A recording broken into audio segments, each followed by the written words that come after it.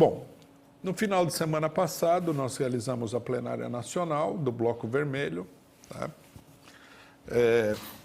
Que foi uma plenária extraordinariamente bem sucedida, né? Nós inscrevemos perto de 1.000 pessoas, uma parte das pessoas não compareceu, mas por motivos em geral relacionados com as dificuldades técnicas, né, da realização da conferência, mas de qualquer maneira nós tivemos uma grande presença na conferência e uma presença muito representativa, né?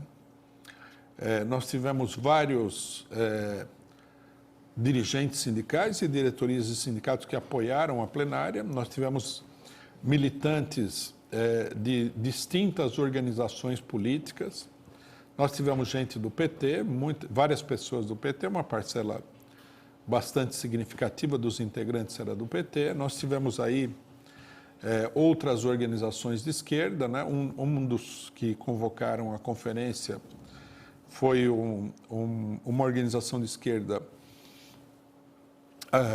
conhecida pelo nome de Partido Comunista do Povo Brasileiro, e a conferência serviu como ponto de aglutinamento dos setores mais importantes das mobilizações que foram realizadas pelo Fora Bolsonaro até aqui. Mais ainda, nós temos que deixar claro, tá, que esse setor foi o setor que levou o povo à rua, né, no Fora Bolsonaro. São os setores que participaram do ato de 1º de maio que foi realizado em São Paulo. Um ato muito importante porque naquele momento, em função do fique em casa, né, o conjunto das organizações sindicais e da esquerda renunciou a realizar um ato público de 1º de maio.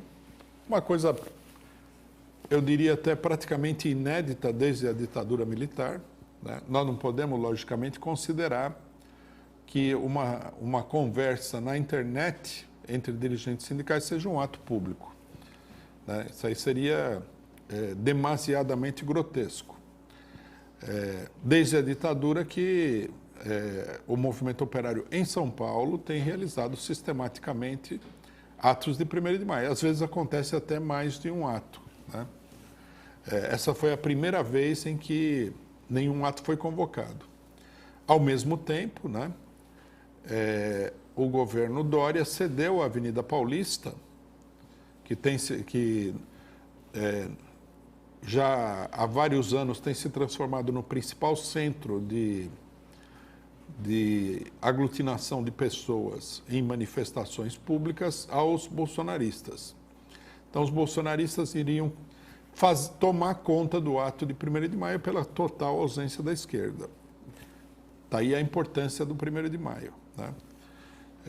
Nós impedimos que isso acontecesse, que os bolsonaristas ficassem aí como os donos das ruas no dia 1º de maio, Dia Internacional de Luta da Classe Operária Mundial. E, ao mesmo tempo, né, nós conseguimos, finalmente, romper a paralisia geral da esquerda na política nacional. É importantíssimo deixar claro aqui que a esquerda brasileira, diante da pandemia, adotou uma posição que é uma posição inacreditável, né? Que era a seguinte: como você tem uma pandemia, né, e como as autoridades públicas, leia-se a burguesia, tirou como diretriz única para combater a pandemia que as pessoas ficassem em casa, então você não pode fazer mais nenhum tipo de manifestação política. A esquerda brasileira e as organizações sindicais brasileiras nem, ao menos, se reuniram para traçar uma política unitária do movimento operário, popular e democrático diante da pandemia, né? Renunciaram, assim, ao seu direito de defender os interesses da população diante de uma das mais graves crises nacionais, provavelmente dos últimos 100 anos, né? Uma pandemia que matou 640 mil pessoas e que arrasou uma parcela significativa da economia nacional. Diante dessa catástrofe extraordinária, a esquerda renunciou a ter uma posição própria, renunciou a se expressar de maneira clara através do movimento de massas. Logicamente que muita gente vai falar que não é verdade que a esquerda renunciou, porque fizeram discursos na internet, fizeram reunião parlamentar na internet, mas a grande realidade é que isso daí é só conversa, né? Não procuraram agir, que é o que realmente interessa. Diante de uma catástrofe nacional como essa, você não poderia jamais ter adotado a posição de colocar todo o movimento de massa, todo tipo de manifestação política, todo tipo de luta política em recesso. Jamais. E toda a esquerda, com exceção do PCO, e de setores, né, dos partidos, teve gente do PT também que não concordou com esse tipo de posição. Mas a direção dos partidos unanimemente tirou essa posição. Quer dizer, a posição deles era o seguinte: nós precisamos fazer uma coisa que nem a ditadura militar conseguiu, que era acabar totalmente com toda a atividade política durante 2 anos por causa da pandemia. Quando nós falamos, né, no começo da pandemia, que isso não era possível, muita gente veio, logicamente, como acontece sempre, né? Como acontece sempre que nós colocamos o dedo na ferida, vieram nos atacar de loucos, de bolsonaristas, de sei lá o quê. A acusação de bolsonarista é a acusação do momento, né, contra o PCO. E o PCO foi acusado de bolsonarista por quê? Porque o PCO não queria deixar que os bolsonaristas fossem os únicos a movimentar as massas durante todo esse período, né? O PCO não queria que os trabalhadores ficassem a reboque daqueles que elegeram o Bolsonaro. Então, se você é contra o Bolsonaro, se você quer mobilizar contra o Bolsonaro, se você não quer ficar a reboque dos eleitores do Bolsonaro como Dória, você é bolsonarista. É a lógica nacional nesse momento aqui, né? A Faculdade de Filosofia da USP deveria analisar esse tipo de lógica aí para ver o sentido.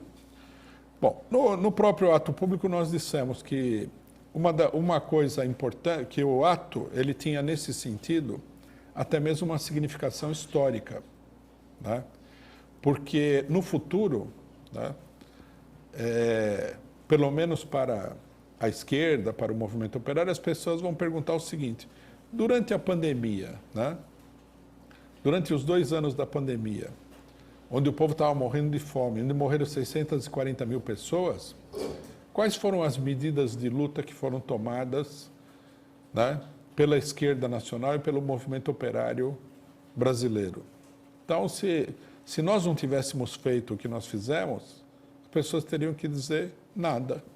O movimento operário ficou em casa, assistindo à morte de 640 mil pessoas.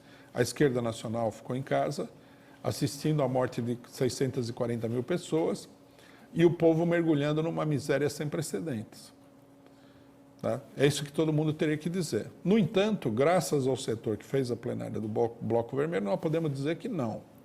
Que uma parcela da esquerda esteve se mobilizando e lutando o tempo todo, né?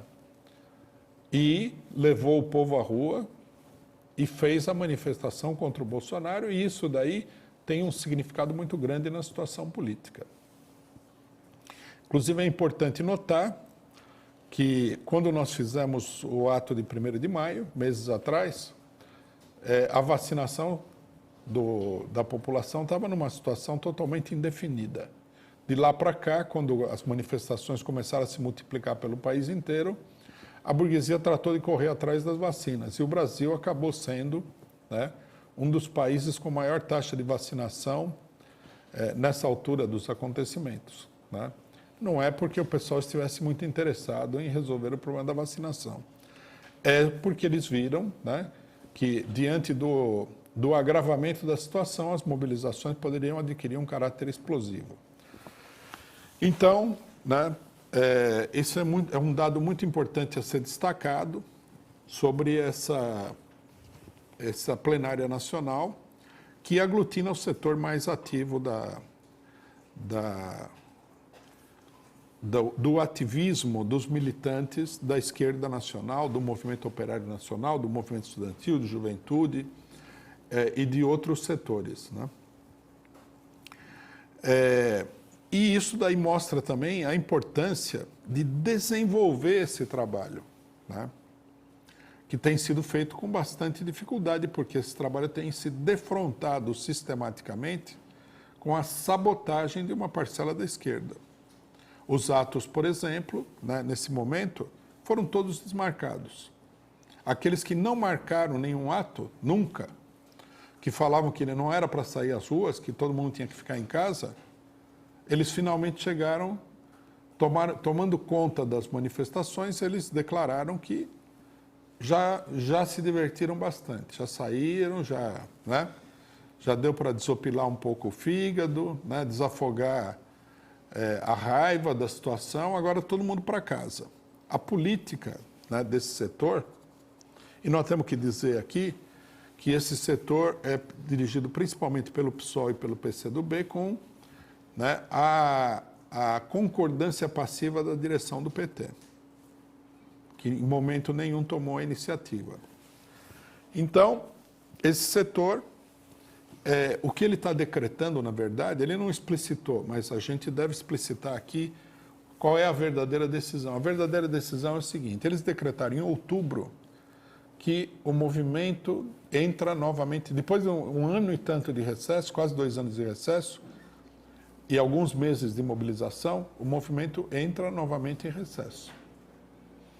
Então, nós vamos ficar sem fazer nada em outubro, porque, se não me engano, o último ato foi no dia 2 de outubro, não é isso? Vamos ficar sem fazer nada em outubro, em novembro, em dezembro. Em janeiro, normalmente no Brasil não acontece nada. Em fevereiro, carnaval, também não acontece nada. Aí, se Deus ajudar, né, se esse ser imaginário ajudar, em março, 5 meses depois de paralisia total, nós vamos ter alguma coisa. Mas aí, em março, começa a eleição.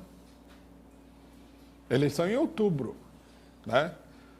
Nesse período aqui, de pasmaceira total, só vai se discutir a eleição. Quer dizer, é o fim da mobilização. E toda a energia das pessoas, a indignação, a vontade de lutar, o sofrimento da população vai ser canalizado para, né, essa miragem que é a solução eleitoral, que nunca solucionou nada no Brasil, né? Quando a burguesia normalmente tem o controle da situação, as eleições são completamente fraudadas. Então, nós temos aí esse panorama. Essa é a política que estão nos oferecendo, e essa é a importância de ter realizado a plenária do Bloco Vermelho. É uma oposição a essa política inacreditável. É uma política inacreditável, né?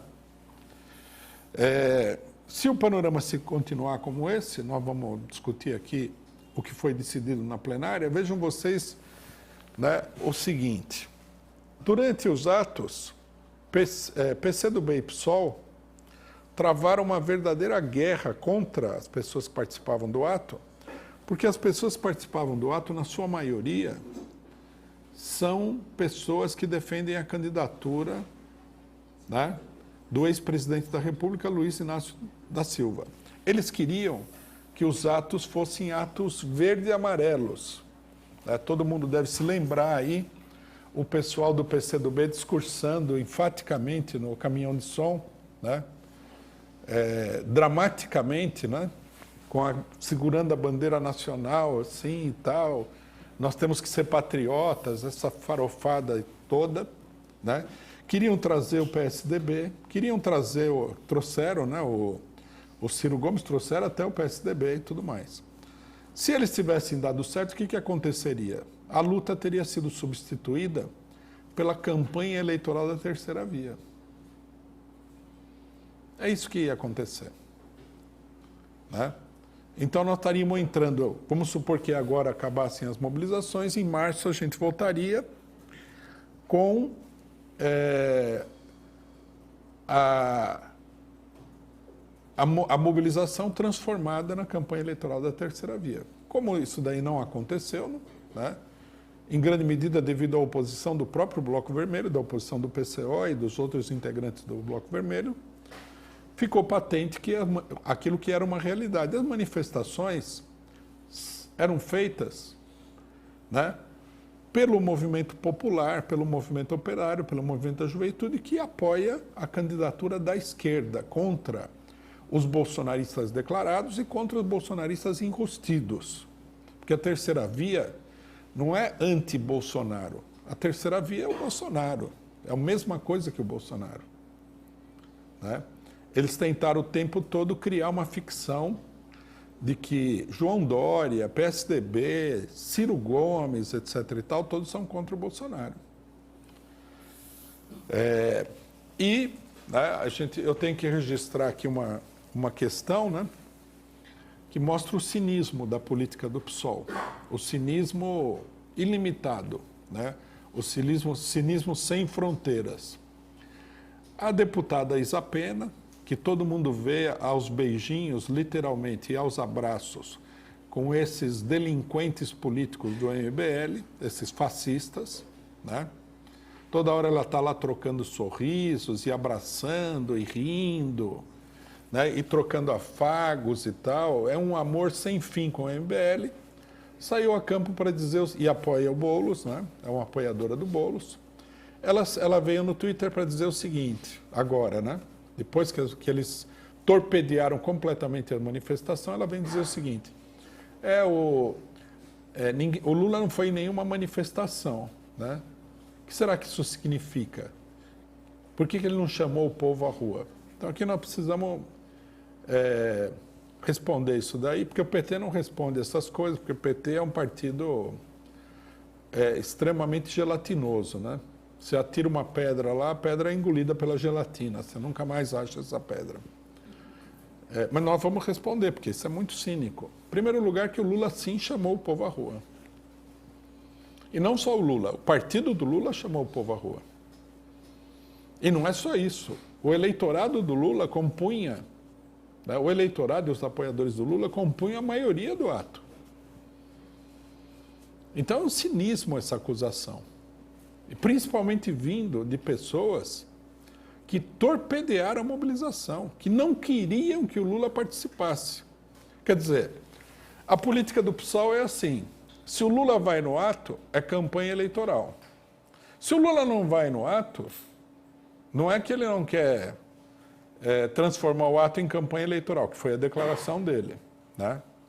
A declaração pública da direção do PT.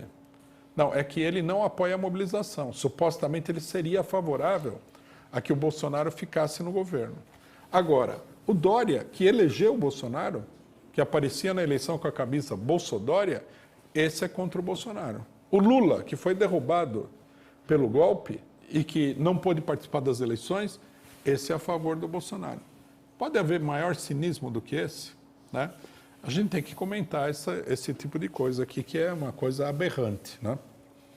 É extremamente aberrante.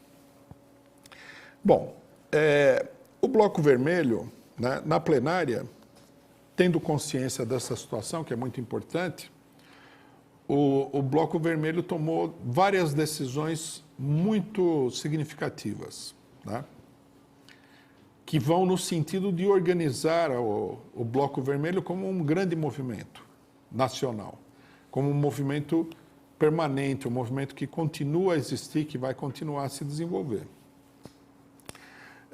Primeiro foi discutido todo um programa. Eu não vou repetir aqui o programa, mas queria falar uma palavrinha sobre a importância de discutir o programa. Na atual situação brasileira, é necessário deixar claro quais são os objetivos do movimento. Esse negócio de falar simplesmente fora Bolsonaro, embora fora Bolsonaro seja importante, e lembrar as pessoas que acusam o PSOL de bolsonarista que o PSOL foi o primeiro partido a declarar o fora Bolsonaro. Não esperou 2 anos e 600 mil mortes para declarar que era contra o Bolsonaro. Não. Nós declaramos logo de cara. Mas isso daí não é suficiente. É preciso dizer por que não queremos trocar o governo. Então é necessário, né, colocar em prática um programa. É preciso dizer abertamente, por exemplo, né, eu não vou citar todo o programa aqui, mas é preciso dizer abertamente que nós queremos, com eleição, sem eleição, nós queremos a estatização do petróleo. E nós queremos que o petróleo seja colocado sob o controle dos trabalhadores. Nós queremos essa mudança. E assim, né, nós devemos dizer quais são as modificações que nós queremos em relação à miséria, à questão salarial, ao emprego dos trabalhadores, às questões democráticas, às questões do campo, à questão da violência policial. A gente precisa dizer tudo isso daí. Nós precisamos criar um amplo movimento para combater a situação geral que se instalou no país, né, a partir do golpe. Né? Uma boa parte dessa situação, que é resultado do capitalismo, existia já, obviamente, antes do golpe. Né? Então, quer dizer, o Bloco Vermelho discutiu um programa. Né? Uma coisa que surpreendeu na plenária do Bloco Vermelho é que o programa era uma unanimidade. Né?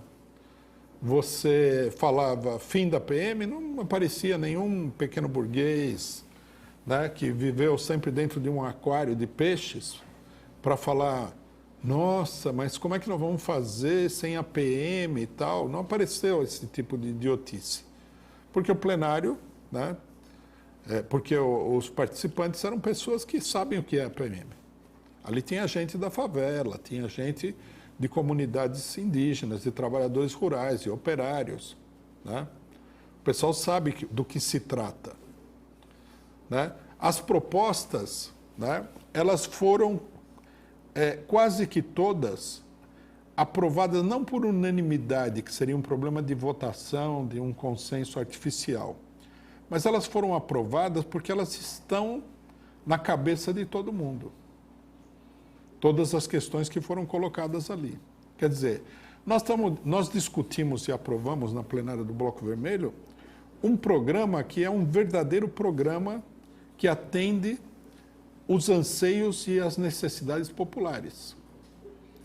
E a plenária, nesse sentido, expressou um grande amadurecimento de vários setores. Setores que não são do PCO. O programa aprovado lá, logicamente que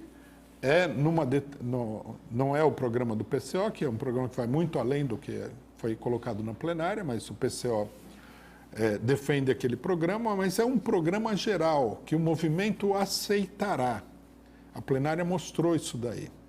Que esse programa é efetivamente aquilo que está na consciência, no sentimento dos setores mais organizados e mais politizados da população. É o programa para o próximo período. E nós temos que transformar esse programa num amplo movimento popular. Nós não podemos aceitar mais, né, a destruição das condições de vida dos trabalhadores, a destruição da economia nacional, sem reação. E esse programa é uma reação que permite criar um grande movimento.